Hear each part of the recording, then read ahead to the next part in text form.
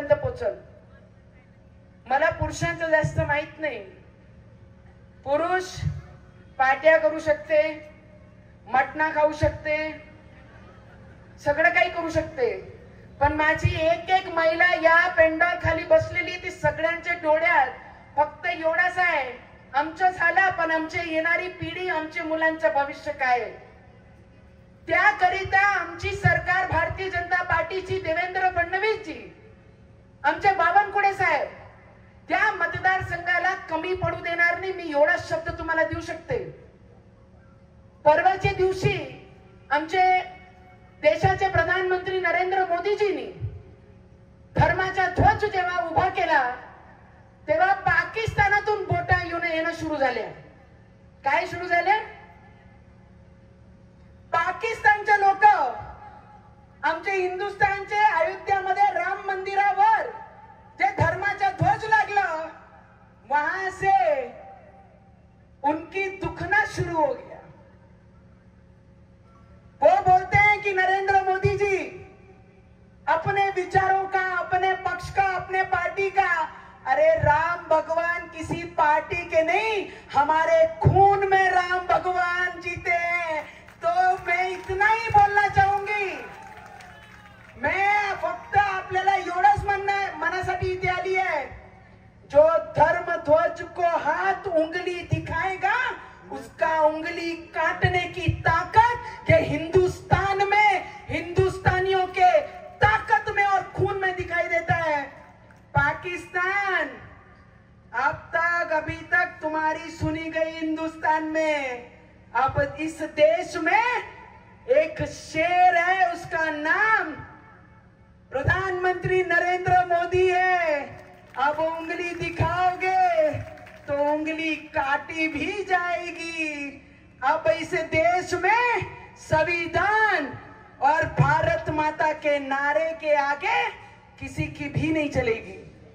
स्वर्णाताई आणि जेवढे नगरसेवकांसाठी महिला, पुरुष, युवक जेवढे उभे आहे, दादा आमच्या आबे मातने म्हणून अचलपूरमध्ये एक गरीब कार्यकर्ता ज्यांनी 22 वर्ष या भारतीय जनता पार्टीला दिलं. बिहारमध्ये 25 वर्षाची युवतीला तिकीट दिली, जिचं लग्न सुद्धा नाही झालं अजून, तिला तिकीट दिली भारतीय जनता पार्टीने आणि ती आमदार झाली. अचलपूरमध्ये एवढा गरीब उमेदवार आमच्या नगराध्यक्षासाठी उभा आहे. भारतीय जनता पार्टीने एक दाखवून दिला आहे, जो एक निष्ठानी भारतीय जनता पार्टी सोबत राहील, एक निष्ठानी इमानदारीने जो लोकांची सेवा करत, भारतीय जनता पार्टीचे नेते त्या कार्यकर्त्याचे पाठीशी उभे राहील. आणि हेच विश्वास घेऊन मी आज तुमच्या समोर आहे. बावनकुळे साहेबांनी सांगितलं की 10 बचत गटांची, महिलांचे बचत गट जर टीम केली तर प्रत्येक बचत गटाला 1 लाख रुपयाचं मदत या सरकार करेल, जिथून आपण आपला व्यवसाय, घरात बसून आपण आपला उद्योग, जेही आपल्याला वाटते आपण त्या बचत गटाच्या माध्यमातून आपण उचलून ते काम करू शकतो. याच्या अगोदर कधी कोणी गरीब लोकांचे विचार नाही केले. पट्ट्याची गोष्ट आमचे बावनकुळे साहेब करतात. मोर्शीमध्ये त्यांनी सांगितलं की मी पट्टे देणेवाला मंत्री आहे, पट्टे वाटप करणारे लोक आहे. बरेचशा ठिकाणी अजूनपर्यंत लोकांना PR कार्ड नाही, घरकुल नाही.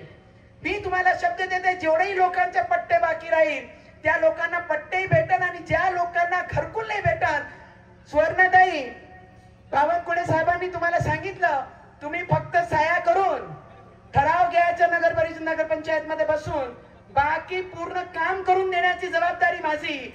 आता यांना निवडून आणण्याची जबाबदारी तुमची. नेत्यांनी आपलं काम केलं, सरकारनी लाडकी बहीण, बरेचसे नेते विधानसभामध्ये घेत होते. दादा आदिवासी लोकांना तसे मी खूप प्रेम करते.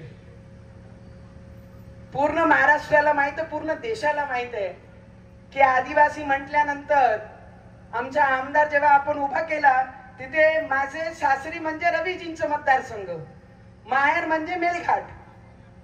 माहेरनी 1.25 लाखची लीड माझ्या आमदाराला दिली होती. त्या आदिवासी कुटुंबाला, आदिवासी परिवारांना आपण कधीही कुठे मागे पडू देणार नाही. आणि जे उमेदवार आहे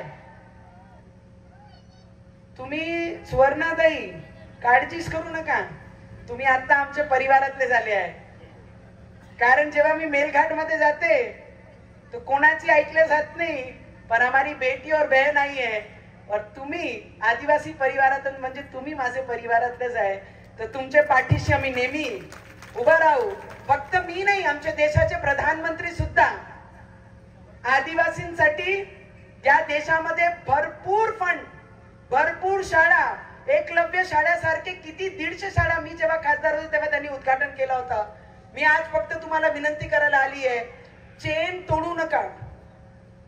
कारण देशात प्रधानमंत्री नरेंद्र मोदीजी, राज्यात देवेंद्र फडणवीसजी, जिल्ह्यात बावनकुळे साहेब आणि मतदारसंघामध्ये चंदूभाऊ, नाही ते मागचे आमदार सारखा होऊन नाही. एखादा विरोधी व्यक्ती जर येऊन नगर परिषद मध्ये बसला तर रोड होत नाही, नाल्या होत नाही, स्कीम येत नाही, बचत गटांना पैसे भेटत नाही, पट्टे भेटत नाही, भवन होणार नाही, आंबेडकर साहेबांचे, डॉक्टर बाबासाहेब आंबेडकरांचे स्मारक होणार नाही, जैन मंदिराचं काम होणार नाही. म्हणून विचार करून प्रत्येक मत आपल्याला टाकायचं आहे. एकही मत वाया जाऊ देऊ नका, एवढीच तुम्हाला सगळ्यांना विनंती करते. मान ठेवान की नाही? कारण की हे इलेक्शन गल्ली घराचं जेवढा डेंजर इलेक्शन असते, शेजारी मत